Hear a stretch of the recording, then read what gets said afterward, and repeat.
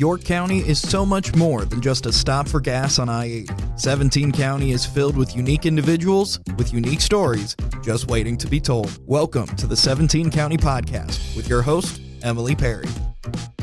This is 17 County Podcast. Thank you for tuning in for today's episode. Be sure to like, subscribe, and listen. This helps our podcast grow, and we thank you for your continued support. We would also like to take the time to thank our York County Development Corporation members, AgriProducts, Cornerstone Bank, Nebraska Public Power District, and Central Valley Ag. Without these great members, we wouldn't be able to focus on the growth and development of York County here at the YCDC. So thank you. Let's get to the podcast. Today we have a really interesting guest joining the podcast. Stephen Postier is the Senior Vice President and York Branch Manager for Henderson State Bank. On top of his day job, he's also involved in a multitude of organizations and groups such as York County Community Coalition, Rotary, York Young Professionals, York County Human Trafficking Task Force, and he is active on the YCDC board. Stephen also currently sits on York City Council and is passionate for the growth and health of York. Him and his wife, Monica, own and operate K-9 Kennels here in York and are always staying busy. So thank you for joining the podcast today. Yeah, glad to be here. Yeah, absolutely. So just to get us started, tell me a little bit about you. Where are you from? So yeah, I grew up here in York, graduated from York High School back in 2007 to University of Nebraska-Lincoln, where I got my double major in finance and business management and minored in political science. Worked for the state treasurer's office for a few years and then got a job offer to move back home. Wow. Awesome. So was it always the goal to come back to York? It wasn't. No, York was not a intended destination early on. We looked at, cities and traveling and doing a lot of different things. But as I started looking towards the future, my wife and I both grew up away from grandparents and cousins and aunts and uncles. We're a long ways away where we saw them once or twice a year. And we knew someday when we had kids that we wanted to be near family to have that opportunity. So then we did start actively looking, was there something in the area that could take us back and keep us closer to family? My wife's from Lincoln, so a job offer here in York seemed to be a really good fit with my family being here in the community. And now that we do have 4 kids, it definitely is a big help to have grandparents near and aunts and cousins and that whole gamut to get together with family. Yeah, absolutely. And you kind of touched on how you went to school in Lincoln, worked, I'm assuming, in Lincoln for a little bit. Yes. What was that career path like for you? Yeah, well, when I first went to Lincoln, I actually had started at Starbucks here in York. Back in high school, I helped open the Starbucks back when they first opened on the interstate, and that was a really fun job, getting to build up on customer service. I was not naturally an outgoing person probably at that time, so that really helped open that up. And so I transferred to Lincoln, initially working at the Starbucks downtown while I went to school. Did a few other jobs. I worked in the Nebraska legislature as a page. I got the opportunity to do that, which between that and having Senator or Speaker Greg Adams, who was a teacher at the time, and the mayor of York back when I was in high school, he kind of got me interested in politics and just understanding the government. And then when I worked in the legislature, that really cemented my desire to get involved in politics and understanding the importance of the government and how that affects our daily lives. In the summer, I worked out at Walmart on North 27th, stocking produce, which was a very interesting job. Just needed to pay bills in the summer and had some interesting experiences with that. Learned how I didn't want to operate as a manager based on some of that managerial experience. And then I had an internship at the state treasurer's office working in unclaimed property. And then that turned into a full-time job when I graduated. So that's, from what I recall, that was kind of the trajectory. And then there was always some entrepreneur stuff in there. I tried to start a consulting business, did a little bit with that. I did a few other things here and there, but those are the main jobs. Okay. So a lot of different stuff that kind of, I think it's really important, at least for the younger listeners, to realize that everything leads to another step. Does that make sense? So like all these really cool jobs and jobs that you're like, oh, gotta do it, gotta get a paycheck. Yeah. It actually teaches you a lot. Yeah. It's good for you. Very much. So you did all of this amazing stuff, decided to come home, and now you work for Henderson State Bank. So tell me a little bit about your title, what you do. Yeah. So, I started out as a credit analyst. That was my first job there. And then over the years, I advanced through becoming a loan officer and then assistant vice president into a vice president, into a senior vice president, and then now branch manager as well. So really, the role has stayed a lot the same as when I first started, just added more responsibility as I go. I do a lot of things around the branch, but the bulk of my operation is as a loan officer and analyzing customer statements, working with them to figure out what kind of financing tools are the best fit for their individual or their business. Trying to work through, are there government programs, the SBA that we need to bring into, how can we help make somebody's goal of their business a reality, whether it's a new business or a current business. Are there better ways to help them manage their operation to really fit with what they do? As a bank, we're bound, I'd say 50-50 commercial and ag, a very big ag bank. So we work with a lot of farmers and cattlemen, and then also businesses in the community, a lot of commercial businesses. So each one has a very different focus and time of what it takes to be a successful business relationship. But I really try to pride myself, since I do have a passion for entrepreneurism as well, of going above and beyond as a banker. It's not just about the finances. It's about understanding the person behind that business, what their goals are, where their strengths are, and where can I as a banker help their goals and help their business succeed in the long run. Absolutely. If we had someone listening right now that's like, this is a guy that I need to get in contact with, like very important, how would they contact you? There's lots of different ways, but probably the easiest way would just be to stop by the location. I work at our downtown location here in York, the corner of 7th and Lincoln. You can just stop in pretty much any time and love to sit down and talk, whether it's if you just have an idea about a business plan or you're trying to figure out what kind of tools are out there. And sometimes the best advice is is that the bank isn't even always the best partner initially.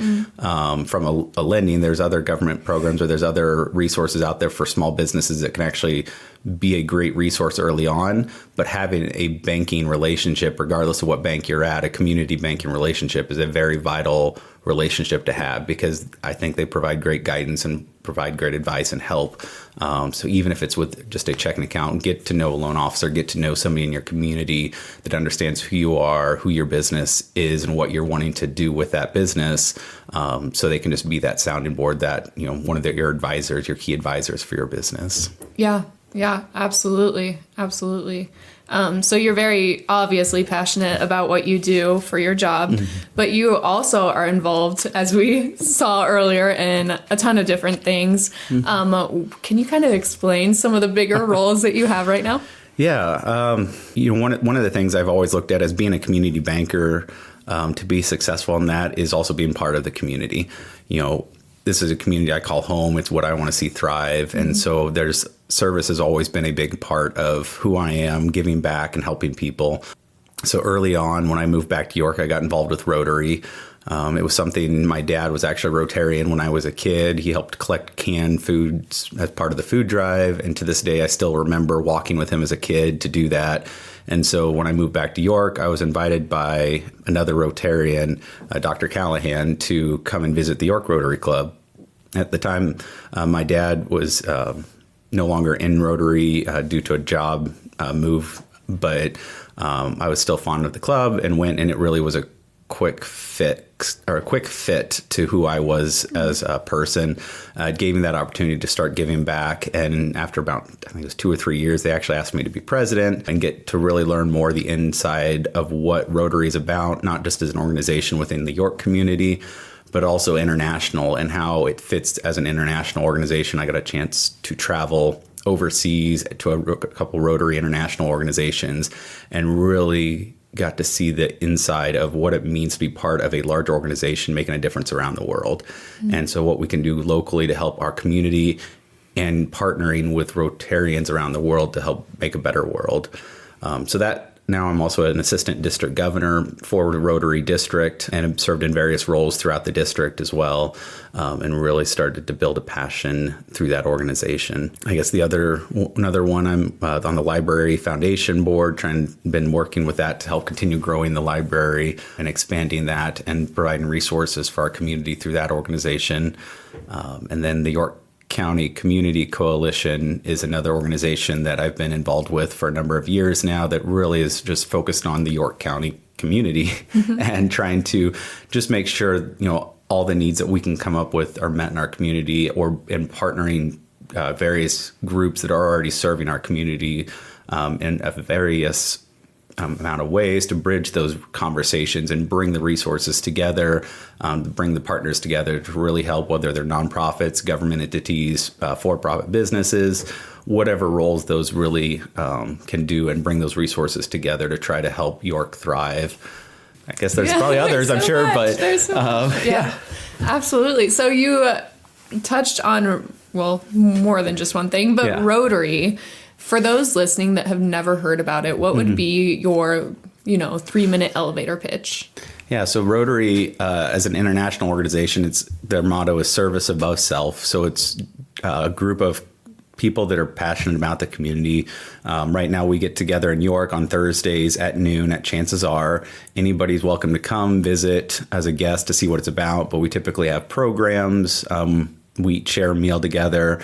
We network with others on what they're doing in their businesses, what's going on, and just really a good friendships have formed of Rotarians together. But then we also do various service projects in the community. We do fundraising events. We're always open if new people join or people have ideas on ways to, if they want to create a new service project, we love to support them in those ways as well. And then as an international organization, it's doing a lot of things from trying to, to dig the wells in Africa, help with maternal health. It's helping with, some anti-human trafficking efforts around the world. There's a lot of disaster. Polio eradication has been a big one that Rotary has taken up as a gauntlet to try to eradicate polio internationally. And that has, it's gotten pretty close. It's down to a few countries left, but people are still being affected to this day with polio. And I know, that has been almost essentially eradicated in the U.S. for a number of decades, but around the world, it's still affecting a lot of people. And it's a disease that we have a vaccine for that can eliminate it. So we're pretty close. And that's, as an international organization, a big focus right now is trying to eliminate polio too. Wow. Yeah. Big stuff. Yeah. Big, important stuff. Yeah, that's and amazing. A fun story, whether you like the United Nations or not right now, I know that's a political, ball that people like or don't like. I learned that Rotary International was one of the founding members to help form a United Nations about trying to create world peace. And to this day, they are the only service club that actually has a seat at the United Nations. So they were able to help, you've got Rotarians all around the world, different countries, working to better their communities, but also better our world. There have been stories I've heard where Rotarians on two sides of conflicts have helped to stop a war and different things. So it's just really cool to see what people with like-minded goals can do to help our communities. Wow, that's amazing. That's neat. That's very neat. I don't know when you ever sleep. What drives this passion to be so involved, involved in things even outside of the York County area? Yeah. To me, it's just a matter of being able to give back, to help others. If I've got the time and the ability, I know I'm blessed to have been given a lot of opportunities in life. And if I can use those opportunities to help others, I feel like it's something I can do. It's the least that I can do sometimes.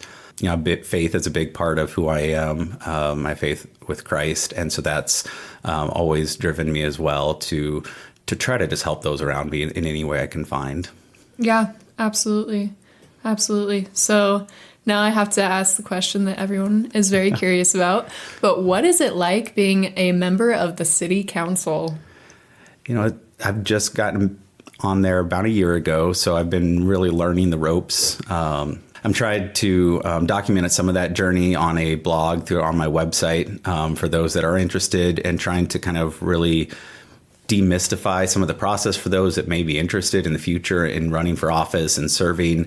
There's a lot of training and stuff that's involved. There's the League of Municipalities has done a great job of helping to educate people on here's what you can do, here's what you can't do. We've got a great city administrator right now with Dr. Crawford, who has helped anytime I have questions, what's the right way. Other staff members have been great to reach out to for questions. And so that's really been a learning process this last year of what it's been like, what I can't do. Some of the things when you're not in an elected position, you think, I can get in there and just do all this stuff, and you find out that there's reasons why you can't, or here's the way to do some of those things. And sometimes it takes longer than just a meeting or two to get stuff done. And so learning those ropes has been a fun process to go through. I've worked on a lot of campaigns for others as well prior to running my own campaign. And so, being on the outside, it is a different experience than actually being in an elected position. And I think there's a lot of time involved, a lot of research. So a lot of our, whether it's city council, county commissioners, school board members, there's a lot of people out there that are really working to serve our community and put a lot of time in, often for very little things. And so I do appreciate everybody that does that. And anybody that runs, even just being willing to run for office and put your name out there. I think that's a very important thing that people need to do. And I think anyone that does want to do that. And in that vein, anybody that's listening, that if you are ever interested in running for office, regardless of what office, I'm more than happy to sit down with people, educate them on what I've done, my experiences, both good and bad. If they just have questions on, how do you file for office to run? When do you have to file with the accountability disclosure commissions?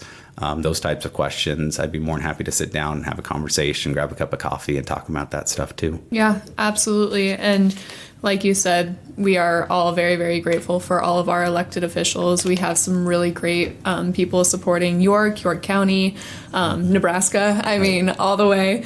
There's some really amazing people out there that work really hard to make this a good place to live. Yeah, I will say, to touch on earlier when I mentioned I worked in the legislature, the story that I always go back to of why I got interested in politics and where it really hit home that the decisions people are making, especially in the state legislature, affect our daily lives, was back in it was like 2008, 2009. I don't remember the exact year, but they were debating a bill about being able to double the fines when you were in a work zone. Historically, it had always been double. And they were debating whether to only have that go into place if workers are present. And, it seemed like a minor thing. You heard them debate on both sides. And then I was sitting up there with the lieutenant governor, and they were talking, helping to control the mics and just kind of listening to the debate on both sides of it. And they ended up passing that. So it changed the law to only allow the fines being doubled if workers are present. And then I remember, a few months later, driving and starting to see those signs we see now in construction zones pop up, and completely changed how it was. And I'm like, oh, these decisions, what they're doing in Lincoln affects our daily lives. And there was a visual example of how that affected us. And from that moment, it was kind of like, oh, okay, that makes a lot more sense what they're doing. And it really can change what we can and can't do. And so from that experience, I've gotten involved both on that side through the Nebraska Bankers Association. I've gotten involved with banking related issues and things to try to help improve our industry and in a number of other ways through that experience. My name is Don Freeman II. I'm President and CEO of Agri Products in York, Nebraska. We are a manufacturer of quality equipment, grain handling, food storage, food service. And if you ever want to get a hold of us, you can get on our website or you can contact us at 402-362-5500. Thank you. So let's say someone doesn't necessarily want to be an elected official, but they want to stay current and up to date on what's going on. How would you say they do so? Yeah, no, that's a great question. There's obviously not everybody is cut out to be an elected official. It takes there's a lot of time and a lot of energy to do some of that. But I would say it's just as important, if not more important, to you just get to know your elected officials, build up personal relationships with them, reach out. Almost every single one is they're generally pretty open to talking and discussing things, meeting them, going to their fundraisers, and if they have them, those types of things are great ways to get to know them as well. If you're in an industry that has associations, getting involved, a lot of them will have government relations committees, learning about the issues, going to those types, just being informed in the industry wherever you work. I think that's very important. Or if you have an issue that you are specific about, that you are really passionate for or against or whatever, get involved in those areas as well, because all those things are what help build and make a better state, a better community, getting out there and getting involved and really being an educated citizen in what's important to you. Yeah, absolutely. And it's important to know who your elected officials are. So definitely do your research, know who represents your area. I would add one caveat too, to be willing to have conversations with people, your community members, your neighbors, your friends. We've got a lot of things in this country that divide us, a lot of difference of opinions. I think it's very important to be able to have intellectual conversations with people that you might disagree with. To sit down, have a cup of coffee with somebody that you might have a difference of opinion, and be intentional about it, and say, meet with somebody you might have a disagreements with, have a coffee and sit down and really get to know the person as an individual, to build that rapport up, because you never know, like you said, what those connections, what they might lead to in the future. I've worked with various groups that do a lot of those, try to match, red and blue people together, so to speak, to really have conversations and bring the humanity back into who we are. Bring back the fact we're all Nebraskans. We're all just people trying to do what's best for our families and ourselves, and how we can start to bridge those conversations and bring civility back into it's an important thing to do. Yeah, absolutely. So looking into the future, what's next? Do you have anything kind of on the pipeline? I don't know. I really wanted putting a lot of work into the city council, trying to do what I can to help improve the community through that project. The bank has been, I'm not going anywhere, not to my plans anyways.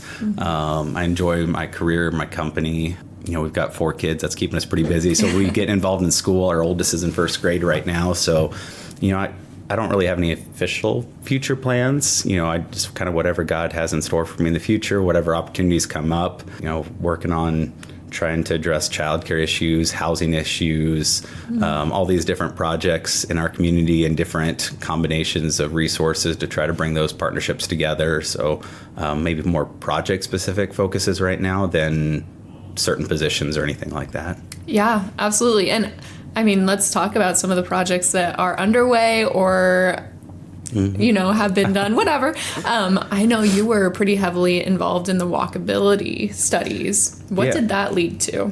Yeah, so early on, I was actually sitting, before I was on the council, this was a few years ago, I would go to some of the council meetings, and I remember the Four Corners Health Department was there presenting on a grant to talk about what walkability looked like, how as a community, that could be a goal of trying to improve walkability around the city of York. And I've always been a big passionate biker, an avid person to be out. And, as I was having kids, I try to bike around with them in a trailer and with their bikes and things like that. And so that's always been a passion of mine, is try to improve our access to safe pedestrian infrastructure. And growing up here, even just the fact that you couldn't get out to Walmart, you couldn't get out to Starbucks, the interstate when you're in the city proper, there wasn't a connecting corridor for that. And the fact that people work out there and they walk along the highway. So for longest time, that was trying to figure out, how do I bring partners together to create some kind of vision of getting some people safely out there. And then when I worked at Starbucks, I remember watching, buses would stop at McDonald's and kids would run across the street to Starbucks, or vice versa, and run across the highway, and there was no safe way to cross. And so I've just always been trying to figure out, how do we do that, I guess? How do we create that safety? And so when that walkability started coming up, and we started doing these walking studies around the community of looking at things from a different perspective, what can we do to fix it, ultimately led to that. And then Dr. Crawford came across that grant to be able to provide a $15.5 million grant to create a bridge across the highway and improve our access, including a sidewalk that can go clear out to the interstate businesses. And then we're working now from that, is starting to expand other opportunities out there to look at the intersections and the road network out at there, as businesses are looking to continue to grow and add more. So there's a lot of opportunities growing. We were thinking long term of what this community could look like. What can we do to better that in the long run? Absolutely. And that is a grant that we were awarded, and it's going to be a while before we see anything, but movement is happening. It's going. That is the one downside I've started to find with government, is it doesn't move quite as fast as I would like sometimes. Yeah, well, when there's money involved, it seems to always be a little bit slow, but that's okay. It's still happening, and that's all that matters, right? Right. So on top of all of this, you also have a business to run with your wife. Yeah. Let's talk about that. What is it? Yeah, so it's been almost 10 years ago now. My wife and I were approached with an opportunity to purchase a dog kennel here in York. It was K-9 Coach Learning Center at the time. Now it's K-9 Kennels is what we go by on the business. Came with a house that was attached, and it was one of those things. My wife actually went to school to be a zookeeper, and there's not a lot of zoos in York that need zookeepers anyway. So, but she had worked in like a lot of the high-end dog kennels in Lincoln during college, and really has a passion for dogs. And the previous owners knew that about her, and so when they looked at selling, they approached us. Again, small town connections. My truck was getting repaired by her husband of the owner. He was the mechanic, and so he approached me, and kind of in less than 30 days, we formed a business, decided to buy a business, figured out financing, and it was kind of a whirlwind of an experience. But over the last 10 years, we've gone through a lot of ups and downs, continuing, whether it was the pandemic. We had a big fire that burned it down. So there's a lot of other things that have been kind of crazy over the last 10 years. But we've always worked to provide good quality dog care, dog kennels, and provide a good place for our employees to work. So. Yeah, absolutely. Yeah. And I know a lot of people enjoy that is available, in the town. So thank you. Thank you to you and Monica. So now we're going to move into some hot potato questions. Super hard. You're right. No, just kidding. They're very easy. But are you more of a winter or summer person? I used to be more winter, but I've become more summer now with my kids. Yep. I get it. TV or books? Probably books. Okay. Do you have a favorite genre? Is that the right word? Yeah. I don't know. Genre. I read a lot of just kind of various things. John Grisham's always been a favorite author. Pretty much anything like that, kind of that mystery mind kind of books. Absolutely. Yes. Fruit or vegetables? Probably vegetables. Okay. Travel or stay home? Travel. That was a quick answer. Easily. I love to get out and go into the mountains, go on trips, travel as much as I can to take out and just get out in nature. Absolutely. Do you have a favorite location? Colorado's an easy one. I have a brother that lives out there. I like to get out and do whitewater rafting and hiking and some of that stuff. And it's really close destination, so it's fun to get out that way. Absolutely. Back to TV, but movies or TV? It's hard to say TV now that everything's streaming. Yeah, so it's true. It's hard to delineate between those, but I'd say probably TV between those two. Okay. Music or live performance? So like play. Yeah, probably live performance. Okay. We try to go to the plays, support the Yorkshire Playhouse here, and try to get into the Lead and Orphan when we can to see some live theater. Absolutely. Board games or card games? Board games right now. I think my kids are really getting into board games. So. Yep, perfect age for them. Yes. Awesome. Well, just to wrap up, do you have any parting words of wisdom for any of our listeners? Just be willing to, reach out, ask questions, whether it's career related, about the community, whether it's reaching out to me or people in the industry that you're interested in. Just be willing to talk to people and be willing to be the one to take that first step. We have a lot of friendly people here in Nebraska that are willing to talk. But sometimes it takes being that person to reach out their hand first and say hi. I'd say that's a really good way to reach out and try to grow your network, grow your friendships. Well, thank you so much for taking the time to chat with me today. I think that I can speak for everyone when we say we learned a lot about banking and government positions and everything in between. So thank you so much, and we will catch you next time. Yeah, thank you for the invite. In closing, we would like to once again take the time to thank our members, the people that help us drive change. We would like to thank York State Bank, Henderson State Bank, York General, Meade Lumber Company Incorporated, and York News Times. And thank you, our listeners, for tuning in. Catch you next time.